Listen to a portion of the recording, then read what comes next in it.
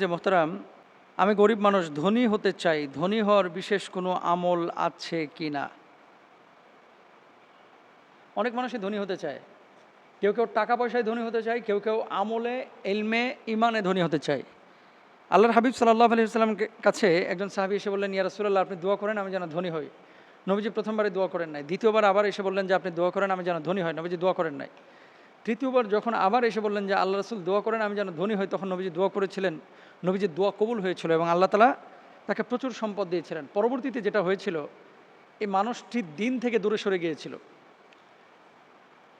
মনে রাখবেন, হাদিসের মধ্যে আছে কাদাল ফাকরু আইয়াকুনাল কুফরা, দারিদ্রতা কখনো কখনো মানুষকে কুফুরের দিকে ঠেলে যায়। সত্য।